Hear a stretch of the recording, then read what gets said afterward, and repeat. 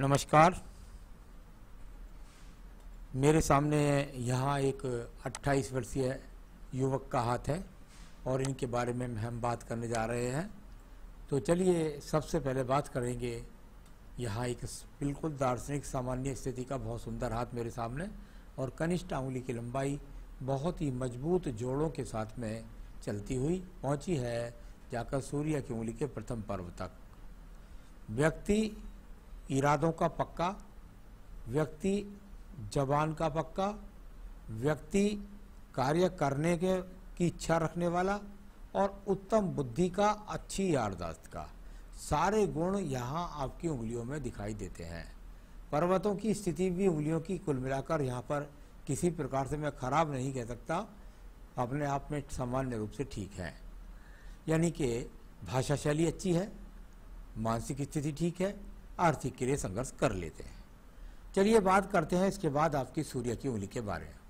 सूर्य की उंगली आपके जीवन में आपको यश दिलाती है, आपको सम्मान दिलाती है, साथ ही साथ परिवार के साथ संबंधों को दर्शाती है। यहाँ पर यदि मैं इस उंगली को देखता हूँ तो ये उंगली अपने आप में बहुत ही मजबूत स्थिति के साथ में चलती हुई चली आ रही है शनि की उंगली के साथ। यानी कुल मिलाकर इसके पर्व को देखता हूँ, पर्व मजबूत, और यदि यहाँ पर देखता हूँ तो आंखों की रोशनी रोशनी मजबूत, और यदि यहाँ पर आपको देखता हूँ तो किसी प्रकार के बहुत अनायास अचानक से क्रोध आने वाले संकेत भी नहीं, और साथ ही साथ आपके जीवन के अंदर यश सम्मान कार्य क्षेत्र में जहाँ पर रहते हैं वहाँ मिला हुआ है, बस वहाँ तक के लोग आपको जानते हैं। अब बात करते हैं तो बदनामी का कोई संकेत यहाँ पर नहीं है। आइए बात करता हूँ शनि की उंगली के बारे में। शनि की उंगली और शनि की उंगली पर जब अच्छी रेखाओं के संकेत नहीं मिलते तो वो अच्छे संकेत नहीं होते। यानी कुल मिलाकर के यहाँ आपका सेकंड पर्व पर कुछ ना कुछ रेखाओं अच्छी खड़ी होती तो बहुत अच्छा होता। यहाँ पर किसी प्रकार के बहुत ज़्यादा कर्ज के तो योग नहीं दिखाई देते, लेकिन आर्थिक स्थिति के संकेत मजबूत दिखाई दे रहे। यानी वर्तमान के अंदर आर्थिक स्थिति के लिए आप संघर्ष कर रहे हैं, साथ ही साथ हो सकता है थोड़े मोटे कर्ज का सामना भी आपका हो गया हो। रोग की जहाँ तक सवाल है वो वैसी कोई स्थिति यहाँ पर खराब नहीं है। मैं बात करता हूँ इसके बाद आपकी बृहस्पति की उंगली के बारे में। बृहस्पति की उंगली आपके जीवन में दिलाएगी संतान सुख सहयोग, आपके जीवन में दिलाएगी पत्नी का सहयोग, और आपके जीवन के अंदर दिलाएगी आपको दान पुण्य का। अगर मैं इन पर्वतों पर देखता हूँ तो मुझे कोई पत्नी के साथ वैचारिक मतभेद के चिन्ह यहाँ पर नजर नहीं आ रहे। साथ ही साथ यहाँ हाँ मैं कह सकता हूँ कि व्यक्ति को थोड़ा सा एक तरह से बस ये एक थोड़ा सा ईगो वाली प्रॉब्लम हो जाती है। जब ये इस तरह थोड़ा हटके चलती है तो बस व्यक्ति को थोड़ा सा ईगो हो जाती है। भाई अपनी ईगो को मत रखिएगा, अपने काम को आराम से हिसाब से निकाल लीजिएगा, बस इतना ही भर कह सकता हूँ। बहुत अभिमान की बात नहीं कर रहा, लेकिन यहाँ पर इस ईगो की वजह से कभी कभी पत्नी के साथ दो चार भाव जैसी बातें, बस सिर्फ थोड़ा बहुत हल्का सा कुछ कह दिया, इतना भर। कोई पत्नी के साथ संबंध खराब की बात नहीं, संतान का सुख सहयोग भी मिलेगा। चलिए बात करते हैं आपके बुध पर्व के बारे में। बुध का पर्व आपके जीवन के अंदर अच्छे धन के आगमनों को बताता है। यहाँ पर यदि मैं आपके हाथों में देखता हूँ तो मुझे कहीं भी रेखाएं नजर नहीं आती हैं। बहुत ही इसको मैं एक तरह से कहता हूँ सुप्त बुद्ध। जब ये सुप्त बुद्ध होता है तो इसको कहते हैं भाई भाग्य जो है धन का आगमन का वो स्रोत अभी बंद है।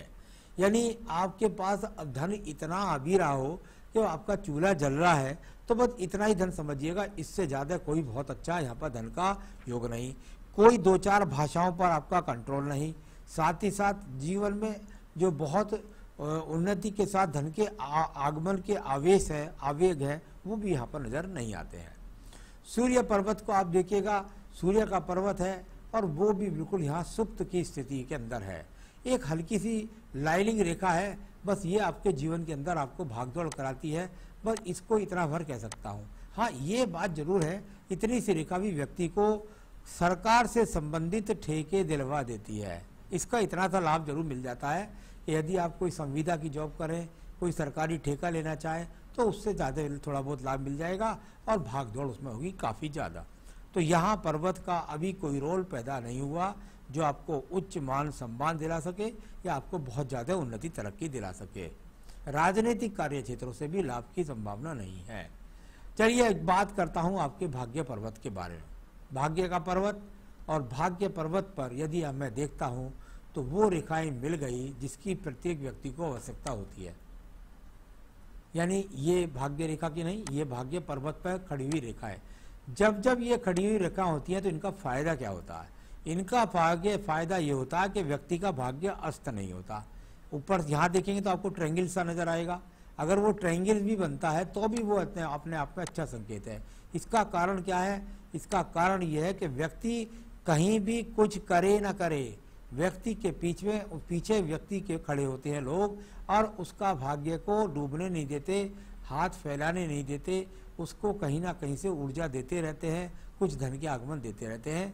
इस तरह का संकेत, यानी भाग्य अस्त तो मैं नहीं कह सकता, भले बुध पर्वत से धन के अच्छे आगमन नहीं है। अब बात करता हूं बृहस्पति पर्व के बारे में। बृहस्पति का पर्व अभी किसी रेखा को नहीं दिखलाना। इंक वाले हाथ में देख लेते हैं।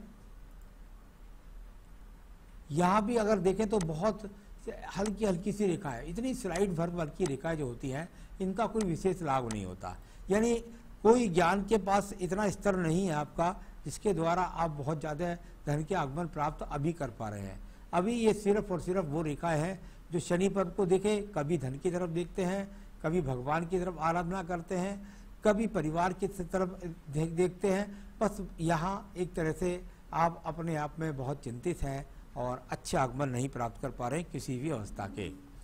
बात करते हैं आपकी हृदय रेखा के बारे में। हृदय रेखा आपके जीवन के अंदर बताएगी आपका मनोस्थिति, यानी आप हृदय से कितने मजबूत हैं, बली हैं, सही हैं, किसी के काम भी आते हैं, नहीं आते, कोई आपके काम आता है, कोई आपके भी विशेष काम नहीं आता, किसी की बहुत बड़ी हेल्प कर पाते हैं, नहीं कर पाते, कोई आपकी हेल्प कर पाता है, नहीं कर पाता।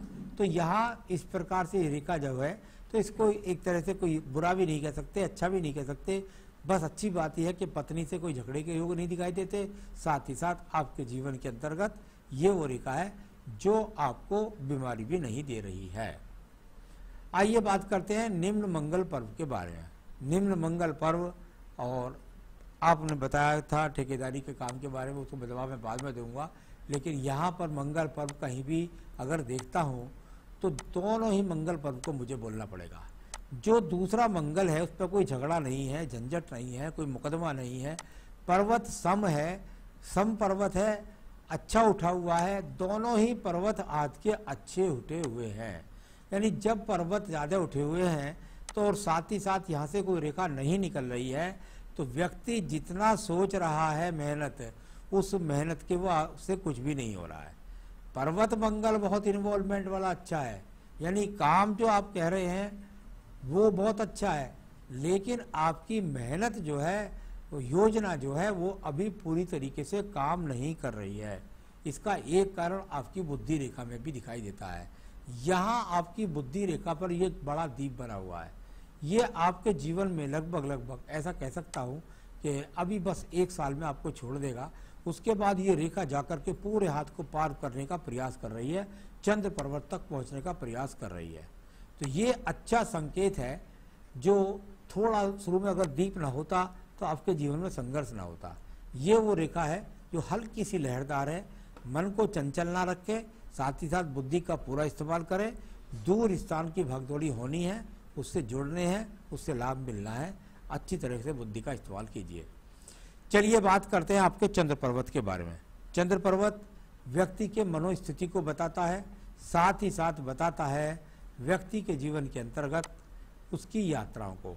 अगर यहाँ मैं देखता हूँ अभी कोई तीर्थ यात्रा दिखलाई नहीं देती, अभी कोई दूर प्रांतों से मिलने की योजना दिखलाई नहीं पड़ती। यहाँ इस प्रकार से कोई बुरे संकेत ऐसे नहीं है कि आप कोई किसी बुरे ऐप का शिकार है, बुरे ऐप का शिकार नहीं, कोई गाने का शौक भी नहीं, कोई जल में डूबने का डर भी नहीं। तो यहाँ अच्छा है, कोई रोग भी नहीं। अब बात करते हैं इसके बाद हम आपकी रेखा की, और वो रेखा है आपकी भाग्य रेखा। भाग्य रेखा को देखिएगा, यहाँ पर चलती हुई भाग्य रेखा और कर्म रूप में जाकर के पूरी आखिर तक चली गई। ये रेखा इस बात को बताती है कि आपके जीवन के अंदर एक ही काम है, उसी काम को आपको निरंतर करना है, उसी काम में आपको तरक्की मिलेगी, उसी काम में आपको उन्नति मिलेगी। एक ही काम करना है, उसी में आपको तरक्की उन्नति मिलती जाएगी। थोड़ा सा अस्त रूप में है, बहुत खराब नहीं कह सकता, थोड़ा सा अस्थिर रूप में है, जल्दी ऊर्जित होगी, जल्दी आपको धन के आगमन बनेंगे। अच्छी भाग्य रेखा इसको बोला जाता है। शुक्र पर्वत के बारे में बात कर लेता हूँ। शुक्र पर्वत और यहाँ संसाधनों का पर्व होता है शुक्र पर्व। यहाँ पर एक रेखा जब नीचे से निकले, ये शुक्र पर्वत में व्यक्ति अपने जीवन की इच्छाओं को पूरी करना चाहता है। शुक्र से निकली है, यानी शुक्र यानी कि धन चाहता है, गाड़ी चाहता है, अच्छे संसाधन चाहता है, उसके लिए आप बुध को देख रहे हैं, प्रयास भी कर रहे हैं धन कमाने का। अच्छी बात है, कोई बुरी बात नहीं है। चलिए, शुक्र पर्वत को बता रहा था मैं। तो शुक्र पर्वत पर यहाँ अच्छे प्रयासरत रेखा है, पर्वत अच्छा है, कोई चरित्र खराब का संकेत नहीं है, और संसाधनों का पर्व कुल मिलाकर आपके पास सामान्य संसाधन यहाँ पर मौजूद है। तो ये शुक्र पर्वत बहुत बुरा नहीं कहलाता, अच्छा ही कहलाता है। मैं बात करता हूँ आपकी आयु रेखा के बारे में। आयु रेखा और बहुत सुंदर स्वरूप के साथ में जाकर लगभग बड़ी बंद के आसपास तक पहुँच गई। यानी इतने हाथ का पर्व चौड़ा होने के बाद जब ये रेखा बनती है तो इसको 78 से 80 वर्ष हम बोल देते हैं। ये इस तरीके से आपकी आयु रेखा का यहाँ पर मैंने वर्णन किया। बात करते हैं आपके सवालों पर चलते हैं। ये तो सिर्फ एक हाथ को पढ़ने का तरीका होता है, सवालों के लिए अंदर जाना पड़ता है। ठेकेदारी करूंगा या नौकरी?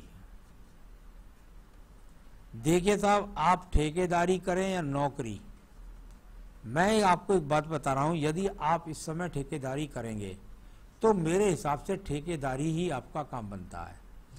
आपका काम मेरे हिसाब से मंगल का बनता है। अब मंगल में ठेकेदारी भी आती है, मंगल के अंदर प्रॉपर्टी डीलिंग भी आती है, मंगल के अंदर कंस्ट्रक्शन भी आता है, मंगल के अंदर ही रेत, रोड़ी, बदरपुर ये भी आता है, पुलिस भी आती है, मिलिट्री भी आती है। ऐसे संबंधित कार्यों से इस हाथ के अंदर लाभ है। इसमें खेती बाड़ी भी आती है, इसमें नर्सरी भी आती है। तो ये कुल मिलाकर ये सब काम इसमें बनते हैं, और इनमें यदि आप प्रयास करेंगे तो इनमें आपको दोबारा भटकना नहीं पड़ेगा, और इसकी धीरे धीरे ऊंचाई आपको प्राप्त होगी। थोड़ा समय लगेगा उसको ऊर्जित करने के लिए। मेरे बेटा होगा या नहीं, ये आपने पूछा मुझसे। जब ये आप बात करते हैं तो ये महिला के हाथ से पता लगता है कि आपको लड़का होगा कि नहीं, आपको संतान में। तो संतान में महिला गर्भवती होती है, उसको गर्भ ठहरता है, वो बताती है कि आपको लड़का होगा या नहीं। एक बात। दूसरी बात, यदि आप इसको और गहराई से जानना चाहते हैं तो इसके लिए आपको अंतिम लड़की जो आपकी हुई हो वो, और साथ ही साथ उसके बाद में गर्भपात ना हुआ हो, दूसरी शर्त, और तीसरा पत्नी की जन्मपत्री। यदि ये 3 चीज़ आपके पास हैं तो फिर आप मुझसे जन्मपत्री पत्नी की दिखला लें और बच्ची की दिखला लें, तो उससे हम बता सकते हैं कि आपको बेटा होगा या नहीं। तो ये पत्नी के हाथ से ज़्यादा पता लगता है। तीसरा सवाल है आपका, मेरे आने वाला टाइम कैसा होगा? बिल्कुल अच्छा होगा, कोई बुरा हाथ नहीं है। सिर्फ और सिर्फ आपकी जो मेहनत है उसमें भी कमी है, और कुछ भक्ति कर लीजिए, उससे भी आपको लाभ मिलेगा। तो ये आपने पूछा। उसके बाद आपने पूछा है मेरे परिवार में बीमारियों से परेशान हैं, क्या करें? तो परिवार में बीमारियों से परेशानी के लिए तो अच्छी बात यह है कि परिवार वालों में जो वृद्ध आदमी हैं उनसे कहें वो देवी कवच पढ़ा करें। जो देवी कवच पढ़ें या फिर श्री राम रक्षा स्रोत पढ़ा करें। इनसे बीमारियों का बहुत ज़्यादा बीमारियों पर जीत मिलती है, तो ऐसा कर सकते हैं। लेकिन वो सवाल पूरे परिवार का है, तो इसलिए इसके बारे में मैं कोई सवाल आपके हाथ से बता सकता हूं कि भाई अभी आपको हाथ में बीमारी नहीं है। तो चलिए, मैं बात कर रहा हूं आपको धन के आगमन किस प्रकार से प्राप्त हो और आपका काम सुचारू रूप से चले, ये आपको मुख्य बात है। सबसे पहली बात, यदि आप कभी पहनना चाहें कोई रत्न, यदि आप पहनना चाहते हैं तो आपको मैं कहूँगा कि आप एक यहाँ पर पुखराज पहन सकते हैं। इस उंगली के अंदर एक बेहतरीन सा पुखराज पहनिएगा। दूसरा, आप अपनी पूजा के अंदर, नित्य पूजा के अंदर आप एक बार जरूर काम करिएगा कि आप रोजाना अपने साथ में संकट नाशन गणित का स्रोत पढ़ें। संकट नाशन, इसका लिंक मैं भी दे दूंगा। संकट नाशन गणित स्रोत पढ़ें, और साथ में पढ़ें दारिद्र्य दहन स्रोत। दारिद्र्य दहन स्रोत, ये 2 स्रोत रोजाना पढ़ लीजिए अपनी पूजा के अंदर, आपके बहुत सारी समस्याएं हल हो जाएंगी। नमस्कार।